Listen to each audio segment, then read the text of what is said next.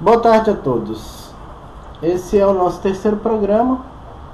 O primeiro programa foi uma introdução ao canal, uma apresentação geral acerca do que trataríamos nesse nosso espaço. A segunda, eu tratei do assunto filosofia e nessa, como prometido, eu vou adentrar o assunto geopolítica. Geopolítica é uma ciência interessante, ela é reivindicada tanto pelo campo da geografia, quanto pelo campo da ciência política, quanto pelo campo das relações internacionais, ou às vezes reivindicado pela geografia e negado pelos demais. Ocorre, entretanto, que alguns geógrafos a consideram pura ideologia, alguns cientistas políticos a consideram a base do expansionismo.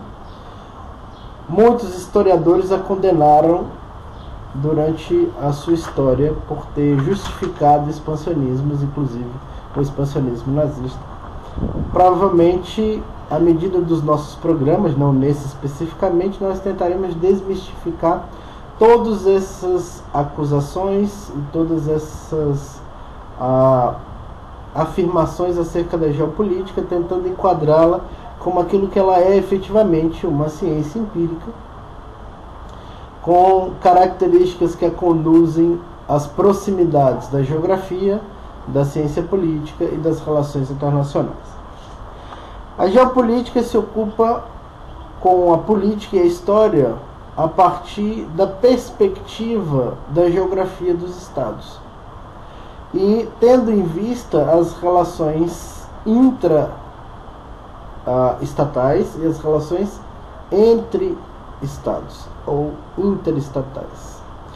Ou seja, é possível usar a geopolítica tanto para ver o estado e a sua posição e as possibilidades de que essa posição se expanda, como para observar o mundo e a posição relativa do estado do mundo.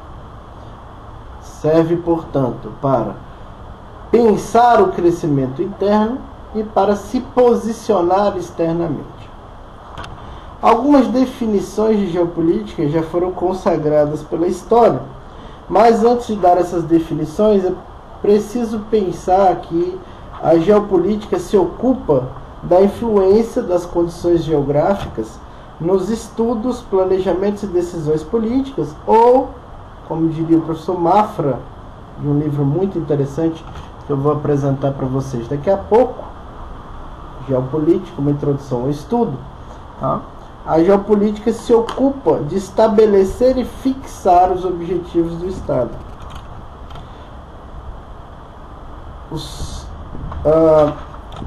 Alguns fatores são chamados de condicionantes geopolíticos. São interessantes de que a gente apresente agora nesse primeiro momento. Essas condicionantes geopolíticas, em termos estáveis, são as seguintes: a extensão, a posição, a forma, as fronteiras, o clima, o relevo, a hidrografia e vegetação, e todos aqueles que são chamados de recursos naturais.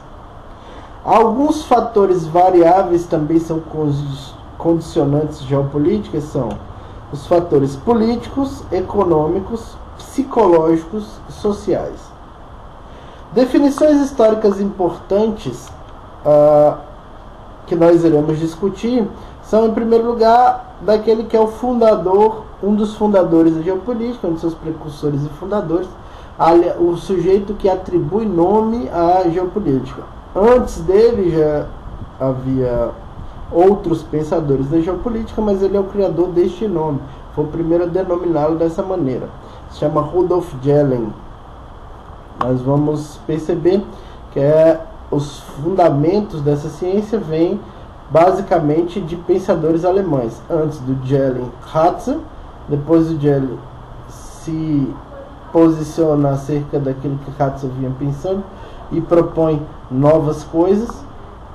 Posteriormente você tem entre os grandes da geopolítica o coronel Haushofer, mas vamos lá as definições para a gente ir discutindo essa questão. Então, para o Gehlen, a geopolítica é o ramo da política que estuda o Estado como organismo geográfico ou como fenômeno de espaço, ou seja, se ocupa de estudar o Estado como país e território. General Haushofer afirma que geopolítica é a ciência que estuda os vínculos que prendem os fatos políticos ao solo. E ainda, de acordo com a afirmação do Major-General, ela é a consciência geográfica do Estado, ou seja, quando o Estado se percebe geograficamente. Algumas outras definições. O professor Everardo Beckhauser é um dos primeiros a estudar geopolítica no Brasil, apesar desse nome, ele é brasileiro. Afirma que a geopolítica é a política feita em decorrência das condições geográficas. O professor Nicholas Spykman, ou Spykman, como é mais conhecido, afirma que a geopolítica pode ser aplicada no planejamento de segurança política de um país em termos de seus fatores geográficos, ou seja, seria a aplicação do planejamento de segurança política de um país tendo em vista suas condicionantes geográficas. Como campo científico, a geopolítica possui leis e postulados. Já vamos citar alguns, mas antes uma breve história. Essas definições surgem sendo dadas por grandes geopolíticos. E a geopolítica vem se desenvolvendo na história a partir dos estudos iniciais de Friedrich Ratzel. Não podemos deixar de falar do Ratzel, que ele não apresentou uma definição formal do que é geopolítica, por isso não a acrescentamos ali, mas o que nós percebemos nessas definições, antes de passar para os postulados específicos, é que todas elas levam em consideração questões como fatores geográficos e as relações dos fatores geográficos com a política do Estado. Então, nisso nós percebemos claramente que a geopolítica é, portanto, a visão política de um Estado a partir da sua própria geografia, dos seus recursos naturais, da sua posição estratégica relativa em relação aos países com que ela tem fronteira e etc. Os postulados da geopolítica nós vamos extrair aqui do livrinho do professor Roberto Mafra, um livro que eu aconselho a compra a todos os interessados em geopolítica. Inicialmente, os postulados são os postulados ratzelianos. Eles são de dois tipos: os de crescimento dos estados e os complementares a esse crescimento. Os de crescimento do estado afirmam, por exemplo, que o crescimento espacial dos estados acontece junto com o crescimento de sua cultura. A expansão dos estados ocorre paralelamente ao crescimento de diversas outras manifestações de seu desenvolvimento como potencial econômico, comercial ou ideologia. Com isso, nós percebemos o seguinte: a expansão do Estado ela não depende única e exclusivamente da ação militar do Estado em termos expansivos. Ela depende também do crescimento cultural e econômico desse Estado. Aqui nós podemos ver germes de definições que nós verificaremos depois, como soft power, poder macio, que é a expansão por meio da cultura e da economia, ou hard power, que é o poder duro, a expansão por meio dos mecanismos militares. Além dessas leis de expansão, existem outras leis. Por exemplo, a área mundial está dividida em zonas de influência, dentro das quais cada estado tem uma importância relativa. Nós percebemos isso quando vemos notícias no jornal do tipo: o Brasil está entre as relações dos Estados Unidos, é um país que sofre influência dos Estados Unidos. Essas zonas de influência têm cada uma delas países que são os mais poderosos e que, portanto, influenciam os outros, e é daí que vem a palavra influência em zona de influência. Vários países se reúnem em torno de outro que é mais poderoso, e esse país mais poderoso influencia os que estão na sua zona. Uma interessante é a seguinte: estados encravados, entre outros mais poderosos, se veem no dilema de optar pela política de um deles. Nós verificamos isso durante muito tempo de maneira empírica nas relações entre os países da Guerra Fria. Você tinha de um lado os Estados Unidos, do outro lado a União Soviética, e o que ocorria era que os países acabavam se posicionando entre as relações de um e outro. Outras leis complementares também formuladas por Hatzel. O espaço é fator primordial na grandeza do Estado. Então, para Hatzel, um Estado com pouco espaço, ele não teria grande influência, não poderia ser legitimado enquanto grande potência. Um largo espaço assegurará a vida dos Estados. Então, ter um espaço maior asseguraria, portanto, uma vida mais pródiga e mais fácil para um certo Estado, ampliando a possibilidade de sua influência em relação a outros. Além dos postulados hatzelianos, tem também alguns postulados de Gehlen, ou Kielen.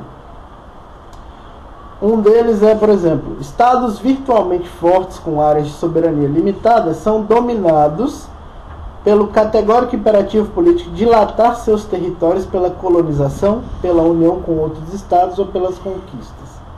Então, um estado forte, ele acaba exercendo essa influência sobre os outros em um desses sentidos, ou por meio de colonização, seja uma colonização direta ou uma colonização econômica. Podemos pensar, por exemplo, que o Brasil é colônia econômica dos Estados Unidos, ou que o foi por muito tempo e ainda é, mas talvez esteja se livrando desse processo. Isso é coisa que vamos analisar posteriormente. Pela união com outros estados, a gente verifica isso naquilo que ocorreu lá na União Europeia. Os vários estados se unificaram com o objetivo de se tornar virtualmente mais fortes ou potencialmente mais fortes. Ou pela conquista, o que nós estamos vendo, por exemplo, nas guerras de conquista promovidas pelos Estados Unidos no Iraque, no Afeganistão, ou pela França no Mali atualmente. Claro que isso não é facilmente verificável, são necessários estudos mais aprofundados. Essa é uma opinião relativamente minha, né? Uma opinião minha relativamente opinativa, né? Não tenho ainda, não fiz ainda, não debrucei ainda, mas faremos isso nos próximos programas, um estudo mais específico desses três casos, o caso do Iraque, do Afeganistão e do Mali, como processos de colonização ou neocolonização, né? Antes de terminar, e acerca ainda do assunto, lembramos que estão à venda livros sobre geopolítica do professor Alexander Dugin, A Grande Guerra dos Continentes, Teoria do Mundo Multipolar. Quem tiver interesse nos livros, basta entrar em contato comigo pelo e-mail didimo.george@uol.com.br. Falamos mais nos próximos programas e em breve estaremos adentrando as questões mais específicas, analisando o que ocorre no mundo efetivamente, questões como a guerra, os princípios de guerra na Coreia do Norte, as ocorrências do Mali, Iraque e Afeganistão. Antes de chegar nessa discussão, a gente vai apresentar aí mais questões básicas referentes à geopolítica, uma apresentação histórica mostrando, na verdade, as teorias geopolíticas elaboradas. Existem várias teorias: teoria do poder terrestre, teoria do poder aéreo, teoria do poder marítimo, mas não dá para mostrar tudo isso num único programa. A gente está tentando fazer programas curtos para que as pessoas não fiquem muito tempo diante do computador e não percam a empolgação para assistir e aprender um pouco mais sobre esses assuntos. Obrigado a todos, até a próxima. Espero vocês no próximo programa.